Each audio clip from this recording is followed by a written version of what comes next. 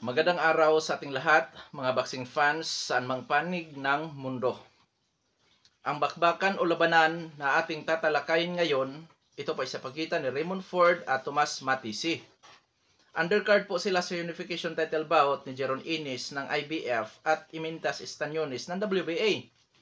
Ang kanilang fight schedule po mga idol ay sa Abril 12, 2025 nagaganapin sa Boardwalk Hall, Atlantic City, United States of America. Focus po tayo sa Ford at Matisi na kung saan sa labanan na ito tayo po'y maghahayag ng sarili nating fight prediction, comparison, analysis na kung saan doon pa po lamang sa ating gagawing comparison, detalyado po na inyong malalaman ang pagkakaiba ng maglalaban. Oo. At inaanyayahan ko rin po kayo na panoorin ang kabuuang video at nang sa ganun makakuha kayo ng mga basihan, idea, sa inyo pipiliin na sa tingin po ninyo ay may malaking tsansa sa pagkapanalo dito po sa naturang suntukan. Na kung saan pwede nyo maging basihan ng comparison, prediction, fight analysis. Mga idol, inote ko po sa inyo na nasa inyo ang huling desisyon. Basihan lang po itong sa akin at nasa inyo kung papabor kayo sa aking prediksyon. Bago naman natin ito simulan para po sa mga boxing fans na bago pa po lamang napadpad dito sa ating munting channel, inaanyayahan ko po kayo na sana suportahan po niyo sa pamamagitan po ng pag-subscribe, like, and share. At para po sa mga boxing fans na walang sawa na sumuporta, sumubaybay dito sa ating munting channel, taos puso po akong nagpapasalamat sa inyong lahat. Mga idol, naka 2,000 na po tayo. Kaya naman, nagagalak po ako na kung saan mga idol, patuloy po ang inyong suporta. Wala pa nung support PH kung wala kayo. So, dito mga idol, dahil magkaroon niya tayo ng comparison, marapat lamang na atin din tatalakayin ang mga background dito sa magkabilang panig. Mula sa kanilang physical na appearance, eksperyensya o karanasan sa laban, maging sa kanilang mga taglay-taglay na skills o mga galawan. Ngayon, maaaring itatanong nyo sa isipan ninyo kung bakit mayroon pang ganitong talakayan.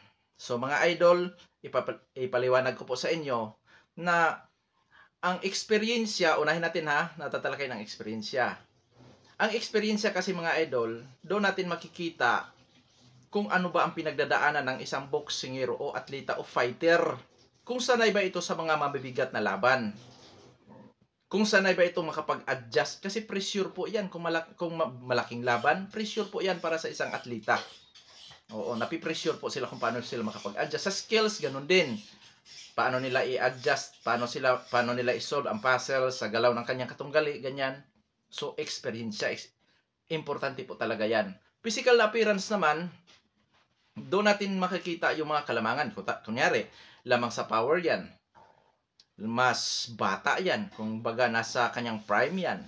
So, makikita din natin doon yan. Kaya, ginawa natin ang video na ito, comparison, fight analysis, predictions, dahil po dyan na kung saan, sa madaling salita, yan po ang susi sa ikapanalo ng isang boksingero o atleta. So ngayon mga idol, ipagpatuloy na natin. Unahin natin ang sa panig ni Tomas Matisi. Si Tomas Matisi bilang isang professional boxer, may impresibong kartada ito. 22 wins with 17 wins coming by way of knockout, may 4 na talo at may 1 tabla. Sa kanyang 4 na mga pagkatalo, sa puntusan lamang ito natatalo. May edad na 34 anyos at ang height 5 foot and 9 inches. Reach 73 inches. Orthodox ang stance. Knockout ratio 77.27%.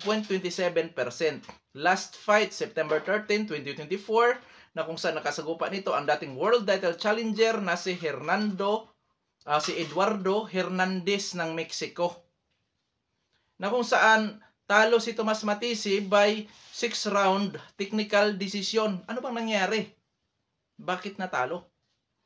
Mga idol, schedule nila dati is 12 rounds. Kaso nagkaroon po ng accidental headbutt na pinsala si Hernandez. Nagkaroon siya ng injury sa kaliwang mata na walang kakayahan na magpatuloy sa laban at nauwi sa scorecard at yun na nga ang hatol ng mga hurado na kung saan pabor sila na ipanalo si Hernandez. O yan po mga idol. So ngayon dadako naman tayo sa eksperyensya, karanasan nitong si Tomas Matisi. So magngalan tayo ng iilang individual na dating nakalaban nitong si Matisi. Para sa akin, nakapagbibigay sa kanya naman yan ng magandang karanasan. Ang mapalaban kay Pitbull Cross. Nung sila maglaban po ay future world champion si Pitbull Cross. Oo. Na kung saan tinalo itong si Matisi by split decision. Alam naman natin kung gaano kadelikadong opponent si Pitbull Cross. So close fight sila mga idol.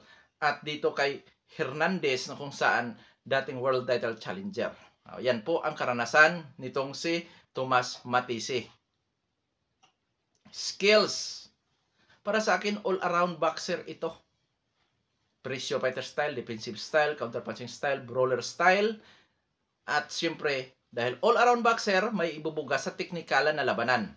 At epektibo siya sa long range na suntukan. Although lumalaban ito sa close range, pero mas epektibo po talaga siya para sa akin doon sa long range na suntukan.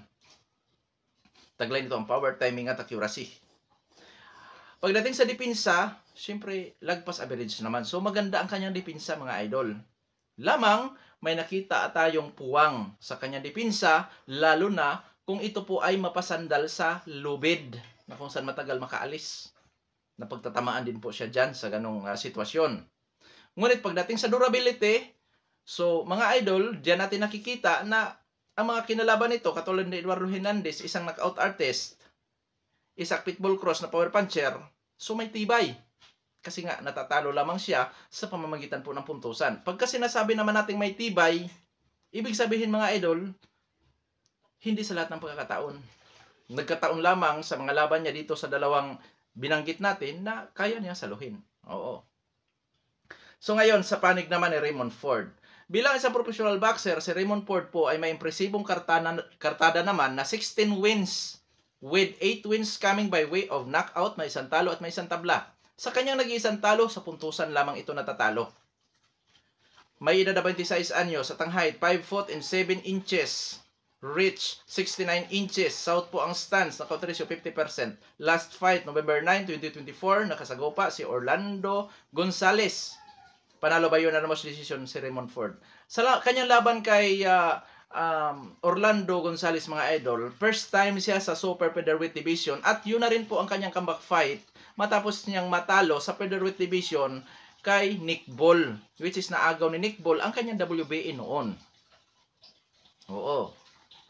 So, tagumpay siya dito sa super featherweight division. Oo, sa kanyang comeback fight at first time siya sa super featherweight division. Karanasan o experience ni Raymond Ford, mga idol, mas marami ako masasabi na ang kanyang pinakakaranasan ay ang featherweight division. Na kung saan nakastagupa nito si Otabe Kulmatov na dating Olympian. Tinalo niya yan by 12 rounds, technical knockout.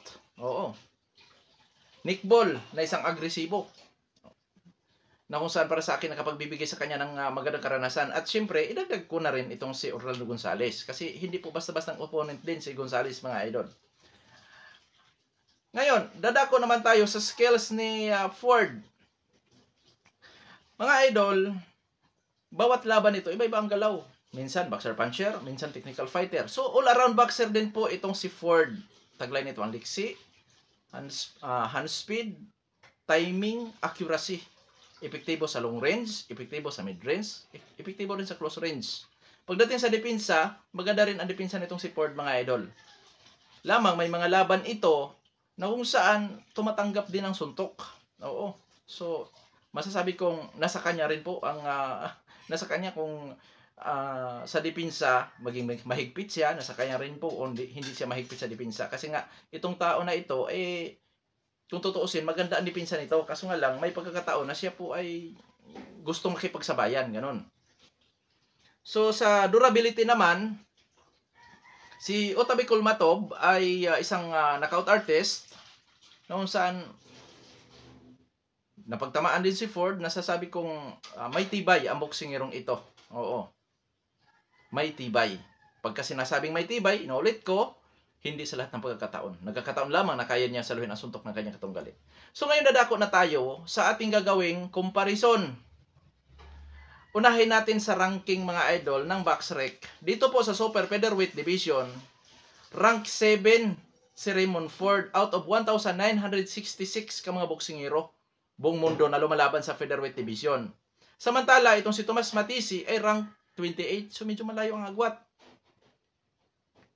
So ngayon, dadako naman tayo sa ranking ng boxing scene, which is rank 1 to 15 sa 4 major title belts.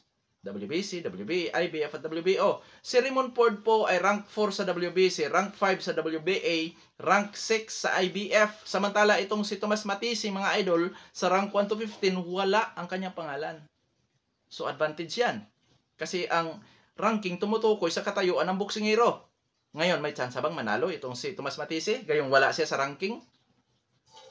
Sa rank 1 to 15 ng boxing scene? So, titingnan naman natin ngayon ang kanyang physical na appearance. Kung ano ang ibubuga nito mga idol. Dahil importante ang physical na appearance. So, dito naman sa physical na appearance, unahin natin sa edad. 26 anyo si Ford. 34 anyo si Matisi. So, mga idol, pasok pa sa prime si Matisi. It means, parehong nasa prime ang dalawang maglalaban. Ngayon, dadako naman tayo sa height, reach, power. Mas matangkad po ng 2 inches si Matisi. Gamit na gamit po yan. Kasi tipong mas malaki siya tingnan dito. Reach. 69 inches ang reach ni Ford. 73 inches ang reach ni Matisi. So sa diferensya mga idol, 70, 71, 72, 73. 4 inches lamang si Matisi. Sa power, 50% ang knockout ratio ni Ford. 77.27% ang knockout ratio ni Matisi. Ibig sabihin, height, reach, power, lamang po si Matisi. Ngayon, dadako naman tayo sa activity. Last fight, panalo si Ford, which is for the first time siya mapapalaban sa Super Featherweight Division. Si Tomas Matisi naman, natalo sa huling laban. Oo. So, dito mga idol, sa activity fights, parehong aktibo ang kanilang status. Gano ba kahalaga ang activity fights? So, mahalaga po talaga yan kasi diyan natin makikita kung ito ba ay aktibo o hindi. Kasi kung hindi aktibo at mabilang natin kung ilang buwan ang pagka-inactivity nito mga idol, masasabi natin delikado baka pinasok sa ring rust na kung saan apektado ang isang atleta. Lalo na kung pinasok sa ring rust, apektado ang stamina, ang lakas o power at maging ang galawan. So parehong active status ang dalawang maglalaban. Karanasan o eksperyensya. Dating world champion sa featherweight division si Raymond Ford. Si Tomas Matisi naman may mga nakalaban na future world champion at dating world title challenger dito po sa super featherweight division. So 50-50 dyan po sa kanilang eksperyensya para sa akin. Sa skills, pareho po sila 50-50. Parehong all-around boxer. Lamang, kung atin itong i-connectar sa height, reach, power, malaking bagay po yan para kay Matisi. Dahil mas matangkad siya, lamang sa reach, lamang pa sa power, tapos all-around boxer pa.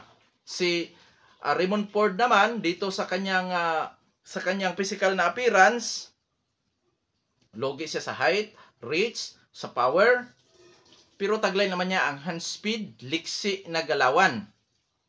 At yung rankings, which is yung katayuan mismo nitong si Raymond Ford. So mga idol, 50-50 ito sa ating comparison. Bakit? Lugi man si Ford sa physical na appearance, pero sa katayuan siya po ang may kalamangan. Oo. Siyempre, mga idol, yung katayuan ni Tomas Matisi, which is lamang siya sa physical na appearance, yun ang panlaban talaga niya kay Ford. Oo. So 50-50 ito para sa akin. Lamang sa ranking si Raymond Ford, pero lamang naman sa physical na appearance itong si Matisi. So ibig sabihin, dito ito magkatalo sa katayuan at sa physical na appearance ngayon. So 50-50. Dahil kung i-connectar natin lahat-lahat mga idol, sa katayuan lang lamang si Ford na kay Tomas Matisi ang kalamangan sa physical na appearance. Sa skills, 50-50 sila. So, chess match ang magiging labanan dito mga idol. O bra kaya ang liksi hand speed nitong si Ford or yung power, height reach advantage nitong si Tomas Matisi. Kaya 50-50. May laban. May laban po itong si Matisi dito kay Raymond Ford.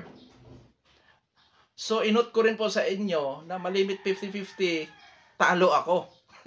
Marami akong talo sa 50-50 sa comparison, mga idol. Ganun pa man, kabilang po sa ating talakayan ang prediction, so, mag-predict po ako. Prediction ko po dyan, Raymond Ford by split or unanimous decision. Oo. Gamit ang kanyang hand speed, posible niyang ma-outbox itong si Tomas Matisi. Oo, dahil pareho naman silang all-around boxer. At kung sa knockouta naman, bagamat wala akong nakitang kahinaan dito sa maglalaban, siyempre this is boxing, anything can happen. Sa panig ni Ford, posible siguro niyang makuha ang pag-knockout niya Matisi, siguro later rounds. Ganyan po, posible sa later rounds. 9 to 10, ganyan. Posible niya makuha yan. Oo. Posibleng mapuruhan niya itong si Tomas Matisi. Gamit nga po ng kanyang hand speed at liksi. So ngayon, dahil sa 50-50 ito, sa panig naman ni Matisi, gamit ang kanyang height, reach, power, tapos ikombinasyon naman natin ito sa kanyang skills, posible din yan talunin si Ford sa pamamagitan ng unanimous decision at split decision.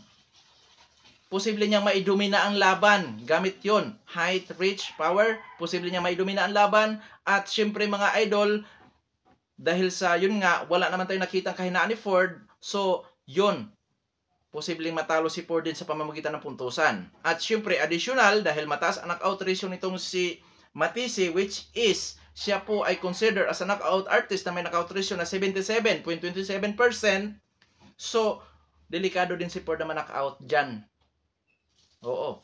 Mga anong round kaya? Siguro mga idol, magsimula yan sa round 9 hanggang sukdulang rounds na kung saan pwedeng iindahin ni Ford ang mga power punches na pakawalan nitong si Matisi. Kaya 50-50 ito dahil may tsansa po talaga itong si Tomas Matisi na makadali kay Raymond Ford sa labanan nila ngayon, mga idol. Kaya abangan natin dahil magandang laban ito. Lalo na itong si Ford, mga idol, nais mag-world champion ulit. Siyempre, natural. Yun naman talaga ang pangarap ng isang boksingero. Siyempre, si Matisi din. Malaking bagay na matalo niya si Ford dito dahil si Ford ay nasa world ranking. Kung matalo niya si Ford dyan, mga idol, may posibilidad na mapabilang na siya sa world ranking. Kaya kabang-abang na laban ito sa magkabilang panig. Hanggang dito na lamang, ito Pandong Sports PH. God bless po sa ating lahat.